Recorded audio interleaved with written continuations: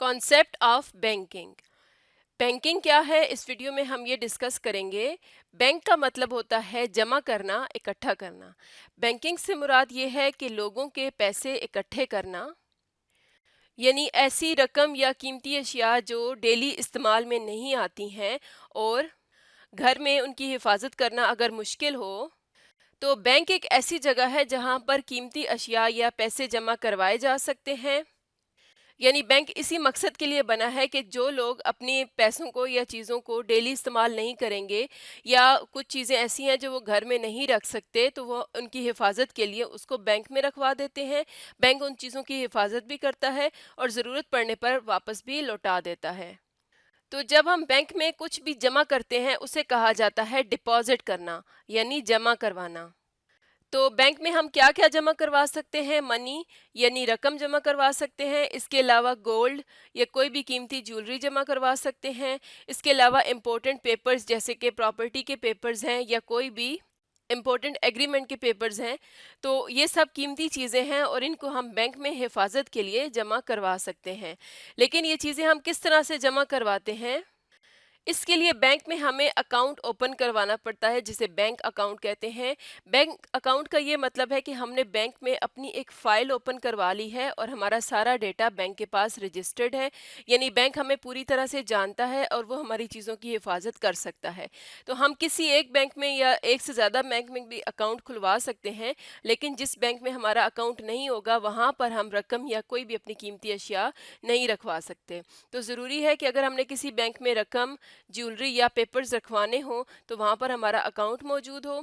इसके अलावा अगर ऐसे पेपर्स हैं जो हमने वक्त के साथ साथ देखने हों जाके, या उनमें और पेपर्स रखने हों या वो पेपर्स निकालने हों, तो इसके लिए बैंक हमें लॉकर्स भी देता है। तो लॉकर्स में हम जाकर अपनी चीज़ें रख सकते हैं और उस लॉकर की चाबी हम अपने पास रख सकते हैं। और जो भी चीज़ें हमने बैंक में डिपॉजिट करवाई हैं उन्हें हम निकलवा सकते हैं, और निकलवाने को कहते हैं विथड्रॉ करवाना। और विथड्रॉ करवाने के या पैसे निकलवाने के मुख्तलिफ तरीके हैं, जैसे कि एक है चेक, इसके अलावा ड्राफ्ट एक होता है, पे ऑर्डर होता है और कार्ड्स होते हैं। चेक, ड्राफ्ट और पे ऑर्डर एप्लीकेशन फॉर्म या स्लिप्स की तरह होते हैं, रिसीट्स की तरह होते हैं, जबकि कार्ड्स भी हमें बैंक की तरफ से दिए जाते हैं जिन पर हमारी पूरी इन्फॉर्मेशन होती है, और इनकी मदद से हम बैंक से कभी भी अपनी रकम या कोई भी चीज़ विथड्रॉ करवा सकते हैं। तो इस बात का मतलब क्या हुआ कि जो भी चीज़ या जो भी रकम हम बैंक में जमा करवाते हैं, वो बैंक हम जब भी हमें ज़रूरत हो या जब भी हम डिमांड करें, बैंक हमें वो वापस भी कर देता है। तो ये बैंकिंग का मेन कॉन्सेप्ट है कि बैंक में हमारी कीमती अशिया जमा की जाती हैं और ज़रूरत पड़ने पर हम बैंक से वो चीज़ें वापस ले सकते हैं। बैंक में डिपॉजिट और विड्रॉल के अलावा बैंक हमें कुछ सहूलतें भी मुहैया करता है, जैसे कि बैंक हमें लोन प्रोवाइड करता है, यानी उधार देता है। बैंक हमें उधार किस तरह से दे सकता है, जबकि हम अपने ही पैसे बैंक में जमा करवाते हैं? तो इसकी रीज़न ये है कि जिस तरह से एक पर्सन बैंक में डिपॉजिट करवाता है, इसी तरह बहुत सारे लोग बैंक में पैसे जमा करवाते हैं, और बैंक के पास पूरी अथॉरिटी होती है कि वो इन पैसों को यूज़ कर सकता है, क्योंकि ज़रूरत पड़ने पर उससे सब लोग इकट्ठे पैसे नहीं वापस लेते, जबकि कुछ लोग लेते हैं। तो बैंक के पास इतने पैसे ज़रूर मौजूद होते हैं कि वो लोन प्रोवाइड कर सकता है। यानी इस तरह से बैंक के पास काफ़ी पैसे इकट्ठे हो जाते हैं और वो फिर उसके बाद लोगों को लोन्स प्रोवाइड कर सकता है। और ये लोन्स डिफरेंट टाइप्स के होते हैं, जैसे आप पढ़ाई के लिए यानी स्टडी के लिए स्टडी लोन ले सकते हैं। इसके अलावा गाड़ी ख़रीदनी है तो कार लोन लिया जा सकता है। इसके अलावा घर अगर ख़रीदना है या घर बनाना है तो उसके लिए होम लोन अवेलेबल होता है। इन सारे लोन्स की डिफरेंट पॉलिसीज़ होती हैं और डिफरेंट टाइम में हमने ये लोन वापस करना होता है। इसी तरह से पर्सनल लोन्स होते हैं जिसमें और छोटे मोटे खर्चे करने के लिए हम बैंक से लोन ले सकते हैं।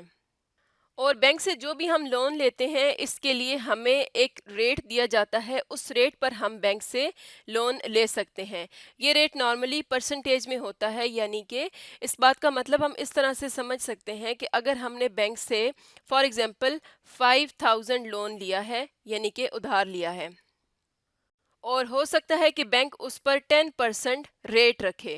10% रेट का मतलब ये होगा कि जब हम ये 5000 वापस करेंगे तो 10% एक्स्ट्रा भी हमने वापस करने होंगे, क्योंकि बैंक हमें एक सर्विस प्रोवाइड कर रहा है। तो 10% पे जितनी भी रकम बनेगी उसको कहेंगे कि वो इंटरेस्ट है। तो अगर हम 5000 का 10% कैलकुलेट करें, यानी 10% को 5000 से जब मल्टीप्लाई करेंगे तो ये इक्वल होता है 500 के। इसका मतलब है कि अगर हमने 5000 लोन लिया था तो ये जो 500 इंटरेस्ट है ये भी एक्स्ट्रा हमने पे करना है।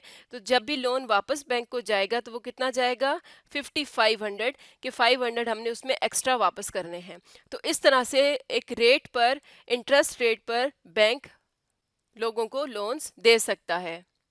इसके अलावा हमें बैंक से एक और फैसिलिटी मिलती है जिसे कहा जाता है इन्वेस्टमेंट ऑफ मनी, यानी कि रकम को किसी चीज़ में फ़ायदे के लिए लगाना, किसी किसी बिजनेस वगैरह में। यानी अगर किसी पर्सन के पास कोई रकम पड़ी है और वो उस रकम को फ़ायदे के लिए इस्तेमाल करना चाहता है, तो वो उसे बिज़नेस में या किसी भी फ़ायदे वाली चीज़ में इन्वेस्ट कर सकता है।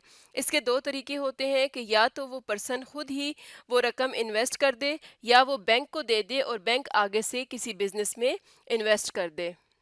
बैंक को देने का ये फ़ायदा होता है कि बैंक की हमेशा कोशिश यही होती है कि वो प्रॉफिट वाले बिजनेस में, या बैंक्स को नॉर्मली पता होता है कि कौन से बिजनेस में ज़्यादा प्रॉफिट है, तो वो उसी में उस रकम को यूज़ करते हैं। और उसके बाद जो भी प्रॉफिट आता है कुछ हिस्सा बैंक रखता है और कुछ हिस्सा वापस उस पर्सन को दे दिया जाता है। और ये प्रोसेस इस तरह से चलता है कि एक पर्सन है जिसने बैंक में कोई चीज़ या कोई अमाउंट जमा करवानी है इन्वेस्टमेंट के लिए, यानी प्रॉफिट के लिए। इस पर्सन को हम इन्वेस्टर भी कह सकते हैं, डिपॉजिटर भी कह सकते हैं, इसके अलावा लेंडर यानी कर्ज देने वाला भी कह सकते हैं। ये पर्सन बैंक को कुछ रकम देता है, यानी कि बैंक उससे डिपॉजिट एक्सेप्ट करता है। उसके बाद बैंक यही रकम किसी और पर्सन को देता है जो कि या तो बॉरोवर हो सकता है, यानी कि या तो वो लोन लेगा या तो किसी बिजनेस पर्सन को इन्वेस्टमेंट के लिए रकम दी जाती है। तो इस चीज़ को हम कहते हैं एडवांसिंग लोन्स, यानी कि लोन्स देना या इन्वेस्टमेंट करना। उसके बाद जब भी बिजनेस से कोई प्रॉफिट आता है तो बॉर्वर या बिजनेस पर्सन किसी रेट पर वो पैसे देता है बैंक को वापस, यानी कि इसको कहा जाता है कि ये इन्वेस्ट वापस दे रहा है या बैंक इंटरेस्ट रिसीव कर रहा है हाई रेट पर। जैसे कि हमने पहले बात की थी कि लोन हमेशा एक रेट पर दिया जाता है, तो बैंक जब किसी बिजनेस से या किसी लोन वाले पर्सन से पैसे लेता है तो उस पर जो इंटरेस्ट रेट होता है वो थोड़ा सा ज़्यादा होता है। जबकि इसके बाद जब बैंक ओरिजिनल जो पर्सन था, जो इन्वेस्टर था, उसको पैसे जब वापस करता है, उसको जब इंटरेस्ट पे करता है तो वो लो रेट पर करता है। इस चीज़ को हम एक एग्जांपल से समझ सकते हैं। हो सकता है कि इन्वेस्टर ने बैंक को दिए हों 20,000 रुपये और यही 20,000 बैंक ने दे दिए हों आगे बिजनेस में या किसी बॉर्वर को 20% इंटरेस्ट पे। या अगर हम परसेंटेज को यहाँ से हटा दें, सिंपली ये समझ लेते हैं कि 20% बैंक ने आगे दिए और जब वो बैंक को पैसे वापस करेगा तो वो 20,000 के साथ हो सकता है कि 15,000 उसको एक्स्ट्रा दे। तो ये हाई रेट पर इंटरेस्ट होगा, यानी टोटल 35,000 बैंक को मिलेंगे। अब बैंक ने वापस 20,000 तो इन्वेस्टर को वापस करने हैं। हो सकता है कि बैंक उसके साथ 5,000 पर्सन को वापस करे इंटरेस्ट के तौर पर। इसका मतलब है कि बैंक को इस केस में कितना फ़ायदा हुआ है, बैंक को 10,000 का फ़ायदा हो जाएगा, क्योंकि इंटरेस्ट उसने लिया था 15,000 और पर्सन को उसने दिया है 5,000। तो बैंक को भी इस केस में फ़ायदा होता है जो कि काफ़ी ज़्यादा होता है। तो इस तरह से रकम इन्वेस्ट की जा सकती है बैंक के ज़रिए, जो कि एक सेफ़ तरीका भी है और इसमें पर्सन को और बैंक को दोनों को फ़ायदा होता है।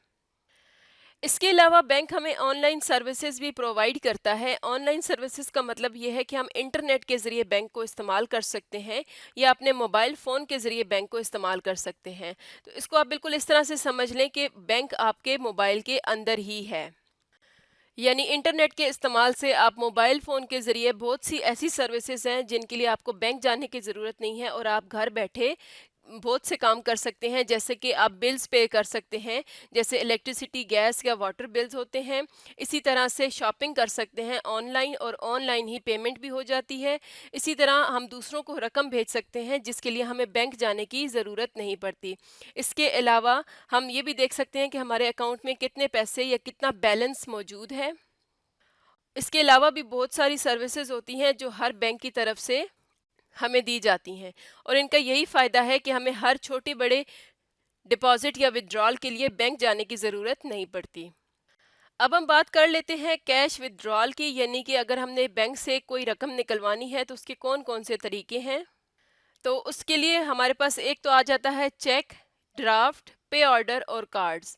चेक, ड्राफ्ट और पे ऑर्डर हमारे पास रिटन एप्लीकेशंस होती हैं। अगर हम चेक की जनरल फॉर्म देखें तो वो कुछ इस तरह का होता है। हर बैंक आपको एक चेक बुक देता है जिसमें बहुत सारे चेक लगे होते हैं, यानी कि हर पेज एक चेक होता है जिस पर आपका नाम, एड्रेस वगैरह पहले से लिखा होता है और आपने जिस पर्सन को कोई रकम देनी है आप यहाँ पर लिखेंगे, आप यहाँ पर उसका नाम लिखेंगे, यहाँ पर भी रकम लिखी जाती है हिंसों में और यहाँ पर वर्ड्स में रकम लिखकर आप साइन करके ये चेक दे देते हैं। यानी आप किसी पर्सन को कोई पैसे देना चाहते हैं तो उसको आप चेक भी दे सकते हैं और वो जाकर अपने अकाउंट में वो चेक जमा करवा सकता है। यानी इसके अलावा एक तरीका ये भी है कि अगर वो पैसे आपने अपने लिए निकलवाने हैं तब भी आप चेक बुक यूज़ करके अपने लिए जितनी भी रकम निकलवाना चाहें अपने अकाउंट से निकलवा सकते हैं। इसी तरह ड्राफ्ट और पे ऑर्डर भी रिटन एप्लीकेशंस होती हैं जिसके ज़रिए आप खुद भी पैसे निकलवा सकते हैं और किसी दूसरे पर्सन को भी दे सकते हैं। ड्राफ्ट और पे ऑर्डर का ये फ़ायदा होता है कि जैसा कि अगर आपने किसी पर्सन को चेक दिया है तो वो दूसरे बैंक में जाकर नॉर्मली ये होता है कि वो पैसे निकलवाता है, जबकि ड्राफ्ट और पे ऑर्डर से वो पैसे डायरेक्ट उसके अकाउंट में आ जाते हैं। और एक और तरीका है जिससे हम डेली बेसिस पर कैश विथड्रॉ करवा सकते हैं और ज़रूरी नहीं है कि हम इसके लिए बैंक ही जाएं, और वो है कार्ड्स। इस तरह के कार्ड्स हमें बैंक की तरफ से दिए जाते हैं। इन कार्ड्स पर एक चिप लगी होती है, इसके अलावा एक नंबर होता है जो कार्ड का नंबर होता है, और जिस पर्सन का अकाउंट है, जिसके अकाउंट पर कार्ड इशू किया गया है, उसका नाम यहाँ पर लिखा जाता है। कार्ड्स की भी डिफरेंट टाइप्स होती हैं। मेनली दो टाइप्स को देखा जाता है जिनमें एक है वीज़ा और दूसरा है मास्टर कार्ड। तो इन दोनों में सहूलतों का भी डिफरेंस होता है। इसके अलावा लिमिट डेली की होती है कि आप डेली कितने पैसे निकलवा सकते हैं। तो हर बैंक की तरफ से ये कार्ड्स आपको दिए जाते हैं और इन पर आप मुख्तलिफ सर्विसेज से फ़ायदा उठा सकते हैं। अब इन कार्ड्स को यूज़ कैसे किया जाता है? इनको यूज़ करने के लिए इस तरह की एक मशीन होती है जिसको हम कहते हैं एटीएम, यानी ऑटोमेटेड टेलर मशीन, और इस मशीन की मदद से हम इसमें कार्ड डालकर कैश निकलवा सकते हैं। और अगर हम मोबाइल पर बैंक की एप्लीकेशन यूज़ नहीं कर रहे हैं तो हम इसी मशीन को इस्तेमाल करते हुए बिल्स वगैरह, यानी कि जो भी ऑनलाइन सर्विसेज हैं, वो यहाँ पर यूज़ कर सकते हैं। तो इस मशीन में एक तरफ ये कार्ड एंटर किया जाता है, इस कार्ड का एक सिक्योरिटी कोड होता है जो हमने यहाँ पर एंटर करना होता है। तो उसके बाद हमने अपनी मतलूबा रकम डालनी होती है और वो रकम हमें यहाँ से, यानी वो पैसे यहाँ से निकल आते हैं। तो ये हर बैंक की तरफ से एटीएम होता है, मशीन होती है, और इसका फ़ायदा ये है कि अगर बैंक आपसे दूर है तो आप किसी और बैंक की मशीन को इस्तेमाल करते हुए भी अपने पैसे निकलवा सकते हैं। और अगर वो मशीन आपके अपने बैंक की नहीं है तो थोड़े से एक्स्ट्रा चार्जेस होते हैं जो कि बहुत ज़्यादा नहीं होते, और आप इसकी मदद से अपने पैसे वहाँ से निकलवा सकते हैं और इस चीज़ का फ़ायदा उठा सकते हैं। तो आज की वीडियो में हमने डिस्कस किया कि बैंकिंग क्या है और इसकी क्या-क्या फैसिलिटीज़ हमें दी जाती हैं।